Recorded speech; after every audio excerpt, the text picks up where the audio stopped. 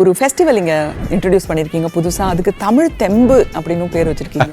நான் தமிழ் தெம்பு என்னத்துக்கு சொன்னேன்னா, தெம்புன்னா உற்சாகம் தானே. உற்சாகம், ஆமா. எஃபர்வேஷன்ஸ்.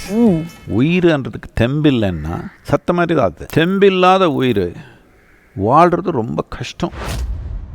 தமிழ் மக்கள்னா தெம்பு, எஃபர்வேஷன் பாப்புலேஷன். அதனால அந்த தெம்பு கொண்டு வரதுக்காக ஒரு கல்ச்சுரல் ஃபெஸ்டிவல் நம்ம தமிழ் மாநிலத்தில் என்னென்ன கல்ச்சுரல் ஈவெண்ட்ஸ் இருக்குதோ அது இளைஞருக்கு விளையாட்டாக ஒரு போட்டி தேவை. அவருக்கு தெம்புன்னு நிறைய பேர் இன்டர்நேஷ்னலாக என்ன ரொம்ப எங்கே போனாலும் இப்போ கூட கேட்குறாங்க, நாங்கள் எதுக்கு நீங்கள் இப்படி அந்த ஜல்லிக்காட்டை நீங்கள் சப்போர்ட் பண்ணிட்டீங்கன்னு.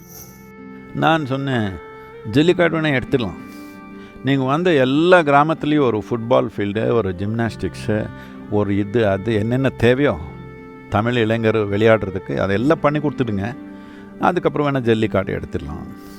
எப்படி ஒரு 100 வருஷத்துக்கு முன்னாடி தமிழ் இளைஞ எப்படி இருக்கிறான், இப்போ எப்படி இருக்கிறான், அந்த அளவுக்கு தசையில் சக்தி இல்லை. கட்டாயம் ஃபோன்லேயே தான் இருக்கும். அவர் அப்படியே இருக்கிறாங்க. மாடு அப்போ எப்படி இருந்தாங்களோ இப்போ அப்படியே இருக்கிறாங்க. அவர் பிடிக்கணுன்னா அடிபட்டுடும், உயிர் போயிடும், எல்லாமே ஆகும். எது நமக்கு ஒரு தெம்பு கொடுக்குற மாதிரி செயல் இருக்குதோ, ஒரு சூழ்நிலை இருக்குதோ அதெல்லாம் எடுத்துட்டான். அதுக்கப்புறம் என்ன பண்ணுவாங்க, சாப்பிட்டுக்குவாங்க, டெலிவிஷன் பார்த்துக்குறாங்க, வேறு ஒன்றும் இல்லை குடிச்சுக்கிறாங்க. டஸ்மேக் இருக்குது, குடிச்சு படுத்துக்கிறது, அவ்வளோதான் ஆகிடும் சமூகம். ஏதோ ஒன்று இருக்கணும் இளைஞனுக்கு, ஒரு அவனுடைய திறமை காட்டுறதுக்கு ஒரு அட்வென்ச்சரு இருக்கணும். எந்த அட்வென்ச்சர் இல்லைன்னா என்ன பண்ண போகிறான்?